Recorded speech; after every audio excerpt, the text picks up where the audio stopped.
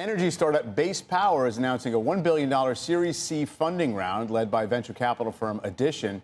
Other investors include Thrive Capital, Lightspeed, and Andreessen Horowitz. The company wants to change the way residential energy is generated and distributed and stabilize the U.S. power grid. Joining us now, Base Power co-founder and CEO Zach Dell. And Zach, great to see you. Thanks for coming in. Thanks for having me on the show. Explain first where your company fits in this whole matrix here. It's mostly residential, battery power. Where does it come from? Where does it go to? That's right. So we're a first-of-its-kind, vertically integrated, technology-focused home energy company. We sell the most affordable and reliable power on the market to homeowners today in Texas, but very soon all across the country. And we install a battery on your home. We become your power company. When the grid's up and running, we use that battery to support the grid. When the grid goes down, the homeowner gets that battery to back up their house. And then we're able to save our consumers, our customers, on the order of 10 to 20% a month on their electricity bills. So with Base, your lights stay on, your bills go down. And that's really the value proposition that we're focused on. So it's far more complicated than a Generac system that's just going to kick on when the power goes down. This is really powering my home all the time, selling energy back to the grid. How expensive is the battery?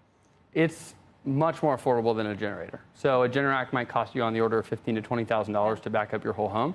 Our product is $695 up front and $19 a month. You get all the benefits of home backup without the high upfront cost. And then, like I said, you're saving 10, 20% a month on your electricity. And you're buying the power off from where? We're charging the power right from the electric grid. So we charge the battery when the price of power is low, discharge the battery when the price of power is high. So you're essentially kind of like smoothing it out and arbitraging the cost. Exactly. We're adding capacity to the power grid. So as you know, and many people watching know, the grid is really strained right now. We've got more demand than supply. And so we're adding supply to the grid. We're bringing capacity to the grid so we can use more electricity. We can build more technology and energy-consuming assets on the grid. But this round of funding is to do something entirely different, not just be with the homes, but this is to now get in on this drive for additional power that's needed for all the data centers that are being built around. How would that work? The capital is really used to pull forward our strategy, which is to vertically integrate. So electricity is a commodity, and the best electron is the cheapest electron. And the way to deliver the cheapest electron is to have a vertically integrated business where we can take cost out of our whole supply chain and manufacturing side of the business, and everything we do, we take cost out of each part of the business because it's vertically integrated, and we pass those cost savings on to the customer in the form of low prices. So today, that's really just homeowners, but very soon that will be data center developers or business owners or other buyers of electricity. So yes, we are working on products to help data center builders and developers get access to power faster. But the vertical integration does not include you actually generating capacity, or it does? It does not. It's still batteries on the grid, right? Yeah. We design those batteries, we manufacture them ourselves, we install them, own them, operate them. And how does it fit or coexist with things like people who are more familiar with perhaps solar panels on your roof and you have a battery backup? Sure. So solar, wind, geothermal, hydroelectric, these are forms of energy generation.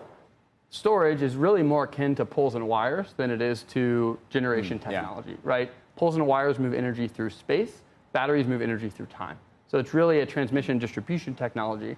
And an interesting point here is if you look at the cost of electricity over the last 20 years, it's gone up pretty significantly, and it varies in different parts of the country. But if you break down that cost increase, there's really two components. One is the cost to generate the electron, and the other is the cost to move the electron. The cost to generate the electron has gone down significantly, largely driven by the deployment of solar. The cost to move the electron has gone up very significantly. And we're really attacking that second cost bar, driving down that transmission distribution cost, so that homeowners are paying less money for their monthly power bills. How long does the battery store electricity? Like if the power goes out, will it last for a week at my house? It depends on how much power you're using. So for the average Texas home, one of our systems will keep you up and running for about a day. We do install two. If you have the space and you'd like two, we'll install two of them, so that'll give you 2 days of backup.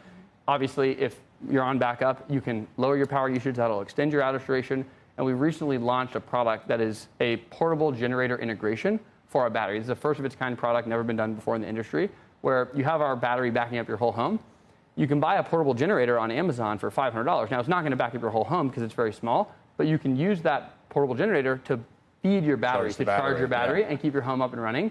And that'll keep your home up and running as long as you want it to. So it's really an infinite backup product. Do you essentially buy into the enormous estimates of what power demand is going to look like with all these data centers. I mean, it would seem to me if that's the major constraint, the smartest people in the world should be figuring out ways around it.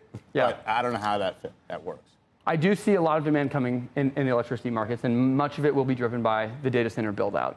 We already had a bunch of demand growing in the form of electrification of transportation and heavy industry, Sure. right? And this data center piece that's been layered on top over the last 2, 3, 4, 5 years has been, a step function change in those demand estimates. And I do think a lot of that demand is going to come. Like any great, market or bull market or kind of run up, there will be a boom and likely a bust, and then a boom again, right? And so there will be overbuilding and underbuilding and overbuilding and underbuilding. But I do think over a 20-year time horizon, there will be a really tremendous amount of electricity demand, largely driven by the build-out of AI data centers. And batteries have become very, very cheap relative to what they used to be, right? And is tariffs not affecting that? Where does that fit in? Yeah, they do affect the supply chain, but if you're able to move your supply chain out of the countries that are heavily tariffed, then you can avoid those cost increases. So this is why you vertically integrate. I mean, you can, absolutely, yeah. You have to build relationships with suppliers and go down not just to the cells, but actually all of the parts of the bill of materials and find who are the right suppliers in which parts of the country. But this is why you vertically integrate. So you can control your destiny, so to speak, and you can really take cost out of the system in a more kind of granular way than you can if you're just buying stuff off the shelf.